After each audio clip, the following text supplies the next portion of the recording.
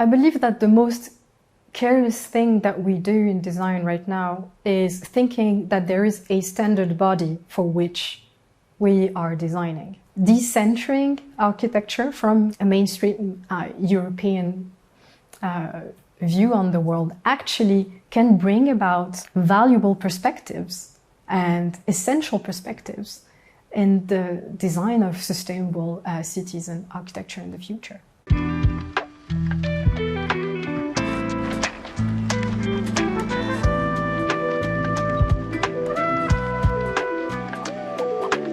Hi, I'm Meriem Chabani. I'm an architect and urban planner and co-founder of New South. I'm rethinking urban planning by bringing vulnerable communities at the center of city making.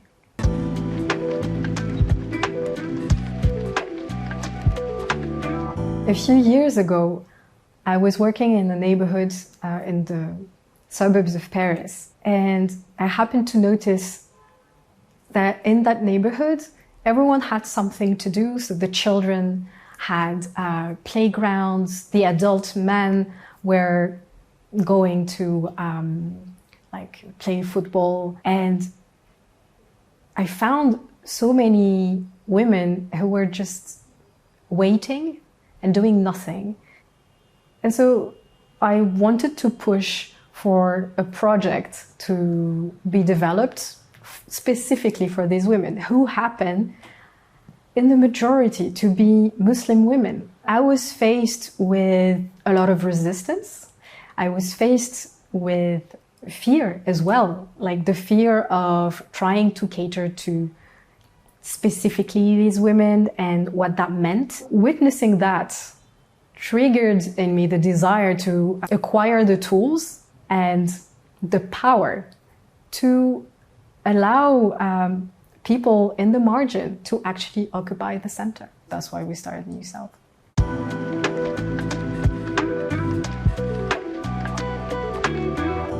New South is an architecture, urban planning, and anthropology practice. We also have a specificity, which is that we both do research and build projects and sort of make sure that they both interact. Within our practice, we're working on housing. We wanted to tackle this issue from a non-Eurocentric point of view. And so we started working on this topic in Africa.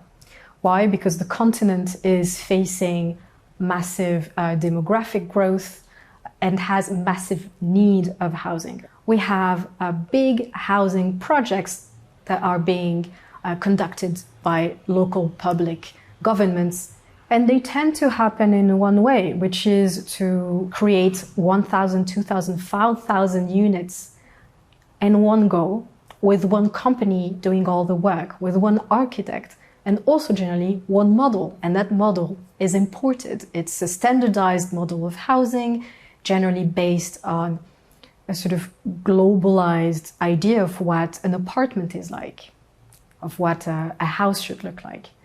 And that really questions the ability of that type of housing to respond to the needs of local populations.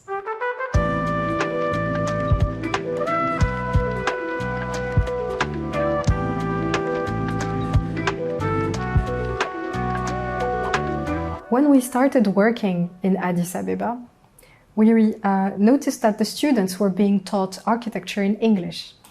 So that means that when they were to describe a house, so how do you design a house, they would talk about having a living room, a bedroom, a kitchen, a corridor, etc. We asked them to describe instead what was going on in these different spaces.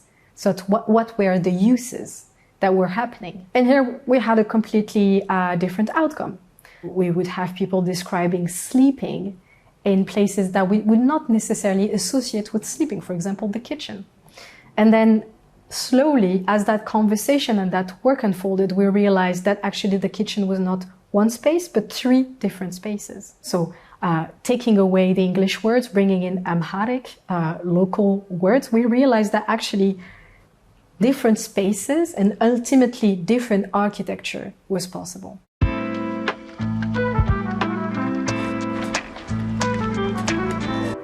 The climate catastrophes that we see happen more and more often, more and more regularly, are part of the reason why this work is essential. The global north is becoming a south. And so I believe there's something essential in centering the construction, knowledge, expertise, techniques that have been around for hundreds of years in the global south, because these are the techniques that we will need going forward if we want to inhabit the world in a sustainable way. I'm thinking about construction techniques that use local materials. I'm thinking about ways that we design in order to make sure that the house will ventilate naturally and will avoid overheating. So all of these techniques have been around for hundreds of years. It's about reinvesting in them now and giving them the value that they deserve.